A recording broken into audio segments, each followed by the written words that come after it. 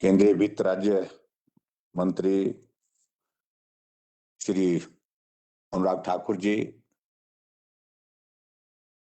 हिमाचल प्रदेश सरकार में माननीय मंत्री श्री वीरेंद्र कंवर जी, हमारे साथ में शिमला से जुड़े हुए माननीय विधायक श्री बलबीर जी,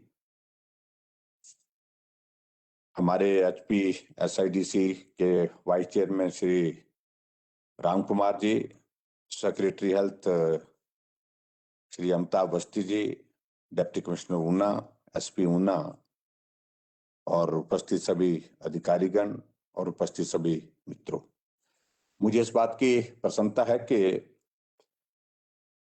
कोविड के खिलाफ इस लड़ाई में हम लगातार अपनी क्षमता को प्रदेश के अंदर बढ़ाने की कोशिश कर रहे हैं और उसमें आज एक और मील का पत्थर जिसको मैं कह सकता हूं कि ऊना जिला में आज मेकशिफ्ट के अंतर्गत जो पंडोगा में 90 बिस्तरों का एक व्यवस्था जो है हमने आज शुरू की है, उसके लिए मैं आप सबको बहुत बहुत बधाई देता हूं। और वास्तव में ये सुविधा जो है आगे बढ़ा करके 140 तक पहुंच सकती है, 140 बिस्तर की व्यवस्था वहां पर हो सकती है। मुझे इस बात की भी प्रसन्नता है कि पिछले कुछ दिनों से हम लगातार देख रहे हैं कि प्रदेश में कोविड के मामलों में गिरावट आ रही है, लेकिन बहुत ज्यादा आनंदित होने की भी बात नहीं है। लेकिन संतोष का विषय है कि अभी हिमाचल प्रदेश में हमारे पास एक्टिव केस जो है वो लगभग 11,000 के लगभग है, तो कभी एक दौर में 40,000 से पार हो गए थे। और उस दृष्टि से मुझे लगता है कि अब कोविड में जहां तक संक्रमण बढ़ने की बात है, उसको रोकने में हम सब लोग काफी हद तक सफल हुए हैं। दुखद मृत्यु बहुत सारे लोगों की हुई है और अभी तक हिमाचल प्रदेश में लगभग 3,217 लोगों की दुखद मृत्यु हुई है, जिसका हमको दुख है। लेकिन फिर भी उसके बावजूद ये परिस्थिति अगर हम पूरे देश भर में देखें तो ये परिस्थिति पूरे देश भर की है। पूरे देश भर में मृत्यु इस बार इस दूसरे दौर के संक्रमण में बहुत ज्यादा हुई है। अगर ऊना जिला की अगर हम बात करें, कुल वहां पर अभी तक चाहे वो फर्स्ट वेव है चाहे वो सेकंड वेव है, तो 12,714 के लगभग वहां पर अभी तक टोटल केसेस आए हैं। और अभी भी मैं देख रहा हूं कि एक्टिव केस का नंबर ऊना में 926 के करीब है। और ऊना जिला में जहां दुखद मृत्यु हुई है जिन लोगों की, वो भी नंबर काफी बड़ा है, 225 के करीब है। और बड़ा जिला नहीं, छोटा जिला होने के बावजूद भी ये नंबर उस हिसाब से अगर हम देखें तो ये बहुत बड़ा है। लेकिन इसमें जहां तक सरकार की ओर से जो मदद की जा सकती थी कोविड के संकट से प्रदेश को बाहर निकालने के लिए, कोविड के संकट में प्रदेश में उन लोगों को मदद करने के लिए, जो लोग मदद के लिए जो है वो बहुत ऐसी परिस्थिति में थे, ऐसे हालात में थे जिनकी मदद करना लाजमी था, आवश्यक था, उनकी मदद करने के लिए हमने कोशिश की है। और मैं इस बात को मैं कह सकता हूं कि हिमाचल प्रदेश में कम से कम ये स्थिति नहीं आई। कोई कोविड का पेशेंट हॉस्पिटल आया और हॉस्पिटल में उसको कहा गया कि आपके लिए बिस्तर नहीं है, आपके लिए बेड हमारे पास नहीं है। अगर कोई पेशेंट हॉस्पिटल आकर के एडमिट हुआ और उसको लगा कि भी उसको उसके लिए ऑक्सीजन बहुत आवश्यक है, तो ऐसी स्थिति नहीं आई हिमाचल प्रदेश में कि ऑक्सीजन की कमी के कारण उसको हम ऑक्सीजन उपलब्ध नहीं करवा पाए। और इसलिए इस बात को मैं कह रहा हूं कि एक दौर ऐसा भी आया कि हमारे पड़ोस के राज्यों के कुछ लोग हिमाचल प्रदेश में अपना कोविड का ट्रीटमेंट करने के लिए आ गए। हमारे पड़ोसी जिलों में जो हमारे जो बॉर्डर जो हमारा पंजाब और हरियाणा के साथ लगते जिले में, क्योंकि कहा कि वहां पर बिस्तर नहीं मिल पा रहा है, वहां ऑक्सीजन नहीं मिल पा रही है।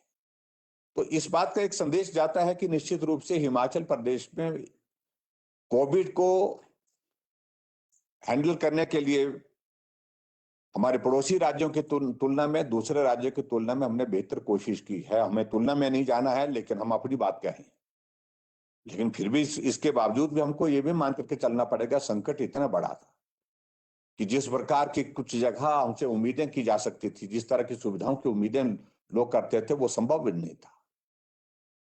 और ऐसी स्थिति में हिमाचल प्रदेश में हमने बेड कैपेसिटी को 5,000 तक बढ़ाया, ऑक्सीजन की कैपेसिटी को बढ़ाया, हमने ऑक्सीजन की स्टोरेज को लगभग 25 मीट्रिक टन तक बढ़ाया। ऑक्सीजन, और इसके साथ में हिमाचल प्रदेश में हमने कहीं भी किसी भी चीज की कमी नहीं आने दी। 1700 से ज्यादा ऑक्सीजन कंसंट्रेटर हमारे हिमाचल प्रदेश में काम कर रहे हैं। और जितने लोगों को वेंटिलेटर की आवश्यकता रही, वेंटिलेटर उपलब्ध कराने की कोशिश हुई है। जितने लोगों को ऑक्सीजन की आवश्यकता लगी, उनको ऑक्सीजनेटेड बेड दे करके वहां पर ऑक्सीजन की सुविधा उनको मिले, ताकि उनके जीवन को हम बचा सकें। उस तरह से हमने प्रयत्न किया है। लेकिन फिर भी हमने इस बात को देखा कि अब के इस संक्रमण में बहुत सारे लोगों की मृत्यु हुई है, और उसकी वजहें अलग अलग हैं। देर से पहुंचना, देर से आना, और बीमारी को छुपाना, ये सब तरह की बातें उसमें देखने को मिली हैं, और जिसके कारण कुछ लोगों ने अपने जीवन को संकट में डाल दिया। अभी हमारा हिमाचल प्रदेश में प्रयत्न चल रहा है कि जो इस तरह के मरीज जो रिकॉर्डेड नहीं है, रिकॉर्डेड नहीं है का मतलब यह है कि एक तो जो होम आइसोलेशन में वो रिकॉर्डेड है, क्योंकि उनका टेस्ट हो चुका है, वो पॉजिटिव है और उनका ट्रीटमेंट वहां पर चल रहा है, वो स्वास्थ्य लाभ ले रहे हैं। हमारे हेल्थ वर्कर्स, हमारे आशा वर्कर्स उनके सारे हेल्थ पैरामीटर्स को रिकॉर्ड कर रहे हैं। हॉस्पिटल में जो लोग हैं उनका ट्रीटमेंट हो रहा है, हॉस्पिटल में डॉक्टर्स नर्सेज उनके ट्रीटमेंट कर रहे हैं। लेकिन ऐसा भी एक नंबर है जो बीच में है, जो चिंता का विषय है। उस आंकड़े ने हमको थोड़ा सा, अगर अब जो हमने अध्ययन किया अभी, तो उसने हमको थोड़ा चिंता में जरूर डाला कि सर्दी हो गई, जुकाम हो गया, यही मान करके 2 दिन गोली खाते रहे, पैरासिटामोल, क्रोसिन की गोली खाते रहे, और उसके बाद एक दिन और निकल गया, और देखते देखते 4-6 दिन इस तरह से उनने घर में गुजार दिए। और बाद में जब ऑक्सीजन सैचुरेशन जो है वो 40 से नीचे चला गया, 50 से नीचे चला गया, तो हॉस्पिटल आए। हॉस्पिटल में जब टेस्ट किया तो पाया गया कि कोविड पॉजिटिव है, और कोविड पॉजिटिव होने के बाद फिर उसके बाद अपने जीवन को उन लोगों ने संकट में डाला।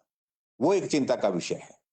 इसके लिए हमने हिमाचल प्रदेश में अभी जो टास्क फोर्स जो है, जो पंचायत के चुने हुए प्रतिनिधियों के साथ जो गठित की है, वो एक बहुत महत्वपूर्ण भूमिका निभा रही है।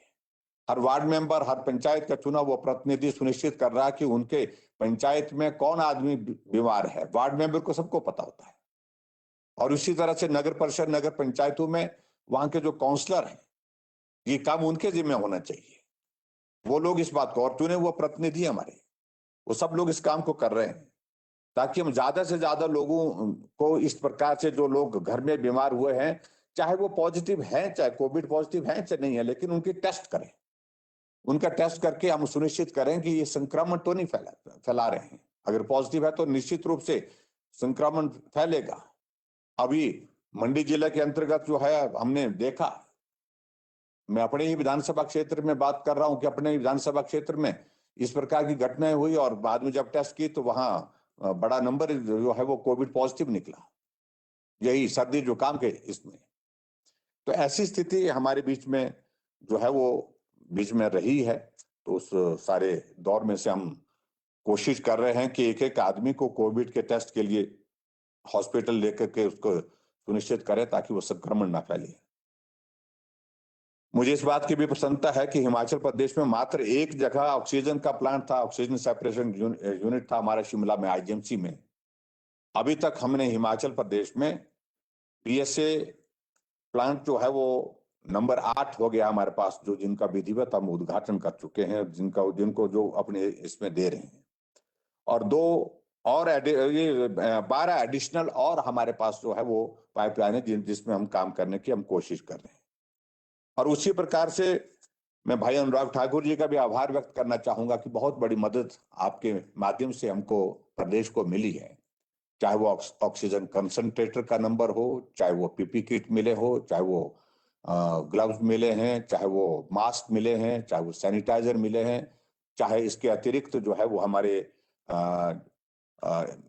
घुमारवी और हमीरपुर में 140 एलपीएम के ऑक्सीजन प्लांट मिले हैं। तो बहुत बड़ी मदद वहां पर आपने उसमें की है। और मुझे इस बात की भी प्रसन्नता है कि जो पालकुआ में जो नेस्ले की ओर से जो है वो 500 एलपीएम का एक ऑक्सीजन प्लांट जो सिविल हॉस्पिटल पालकुआ में लगेगा, तो वो भी उसके लिए हम कोशिश कर रहे हैं कि जल्दी से जल्दी वो भी पूरा हो जाए। इस महीने की हम कोशिश कर रहे हैं कि 20 तारीख तक वो लग करके तैयार हो जाए ताकि वहां पर ऑक्सीजन की सुविधा उपलब्ध हो सके। और उसी प्रकार से जो ऑक्सीजन प्लांट जो बिलासपुर और हमीरपुर के लिए जो दिए गए हैं, वहां पर हम जल्दी कोशिश कर रहे हैं कि सिविल वर्क जो है वो जल्दी से जल्दी उसका पूरा हो जाए। अभी वो बिलासपुर की ओर से थोड़ी सी कोई फॉर्मेलिटी रहती है, उसके लिए हमने कह दिया सचिव स्वास्थ्य विभाग के कि वो तुरंत डेप्टी कमिश्नर से टेकअप करें और उसकी स्वीकृति दे करके उसका काम शुरू कर दिया जाए ताकि वहां पर जल्दी से जल्दी जो उस सुविधा को वहां पर उपलब्ध कराया जा सके। हिमाचल प्रदेश में जितने भी हमारे रीजनल हॉस्पिटल्स हैं, रीजनल हॉस्पिटल का अभिप्राय यही होता है कि जो डिस्ट्रिक्ट हॉस्पिटल उनको रीजनल हॉस्पिटल की कैटेगरी में रखा है। और जो जोनल हॉस्पिटल हमारे हिमाचल प्रदेश में 3 है, एक धर्मशाला, एक मंडी, एक शिमला। तो तीनों में तो हमारे ऑक्सीजन के प्लांट है ही। और जोनल जो हमारे रीजनल हॉस्पिटल जो है हमारे, उसमें हम कोशिश कर रहे हैं कि सभी जगह ऑक्सीजन की जो प्लांट के माध्यम से लगा करके और व्यवस्था को मजबूत किया जाए। हम आने वाले समय के लिए भी हम तैयारी कर रहे हैं, जिसका जिक्र किया जा रहा है कि तीसरा जो इसका दौर आएगा, ऐसी संभावना व्यक्त की जा रही है कोविड का, तो उसमें बच्चों को ज्यादा प्रभावित किया जाए, मतलब प्रभावित होंगे वो। ज्यादा से ज्यादा हमको उस सारी चीज के लिए भी तैयारी करनी है। उसके लिए हमने अपने स्तर पर तैयारी करनी शुरू कर दी है। और जो भी रिक्वायरमेंट उस सारी चीज के लिए चाहिए, उन सारी चीजों की तैयारी हमारे अधिकारियों के बीच में हमने बैठक करके हमने शुरू कर दी है। कौन सी चीज कैसे प्रोक्योर होगी, कहाँ से होगी, कितनी मात्रा की आवश्यकता है, इन सारी बातों को लेकर के हमने डिटेल्ड एक मीटिंग कर ली है और उसमें चीजें आगे बढ़ रही हैं। तो आज के इस कार्यक्रम में मैं बहुत ज्यादा नहीं कहते हुए, मैं एक तो सभी ऊना में इस सुविधा को वहां पर उपलब्ध होने के पश्चात आप सबको बधाई देता हूं। भाई अनुराग ठाकुर जी का भी धन्यवाद करता हूं कि इन्होंने बहुत बड़ी मदद इस कोविड के संकट के दौरान हिमाचल प्रदेश को की है अपने प्रयासों से, और निश्चित रूप से उसका लाभ हुआ है। और उसके साथ साथ में हिमाचल प्रदेश में इस कोविड के संकट से प्रदेश को बाहर निकालना, ये हमारी प्राथमिकता है। और इस प्राथमिकता के लिए हम सब लोग मिलकर के काम कर रहे हैं। और उसके लिए हम निश्चित रूप से मैं कह सकता हूं, आदरणीय प्रधानमंत्री नरेंद्र भाई मोदी जी के नेतृत्व में, जहां पूरे देश भर में हम इस लड़ाई को बहुत मजबूती के साथ लड़ रहे हैं। पूरे देश भर में वैक्सीन का अभियान बहुत जोरों पर चल रहा है। हिमाचल प्रदेश में 45 प्लस जो हमारा वैक्सीन का अभियान जो है वो पूरे देश भर में जिसकी तारीफ हुई है, वो पहले नंबर पर चल रहा है, सबसे बेहतरीन है। और इस बात को लेकर के भी मुझे संतोष है कि हिमाचल प्रदेश पूरे देश भर में से उन राज्यों में से है जहां वैक्सीन की वेस्टेज माइनस में है। जीरो, मतलब जीरो वेस्टेज इसको हम कह सकते हैं, एक तरह की ना के बराबर है। ये भी मुझे इस बात की प्रसन्नता है, जो शुरू के 2-3 राज्य हैं उसमें हिमाचल प्रदेश भी उसमें है। और निश्चित रूप से हमको बहुत किफायत के साथ काम करना है। आने वाले समय में जो कोविड का अभियान, ये वैक्सीन का अभियान जो है, इसको हम तेजी से आगे बढ़ाएंगे और कोविड के खिलाफ हम निश्चित रूप से हम जीतेंगे, ऐसा मुझे पूरा भरोसा है, पूरा विश्वास है। और आज के इस कार्यक्रम में सभी साथी जो जुड़े हैं उनका मैं धन्यवाद करना चाहूंगा। और वीरेंद्र कंवर जी भी, आदरणीय अनुराग ठाकुर जी भी, और उनके साथ में राम कुमार जी, सब जुड़ करके जो इस कार्यक्रम का हिस्सा बने, आप सबका बहुत धन्यवाद। नमस्कार, जय हिंद। बहुत बहुत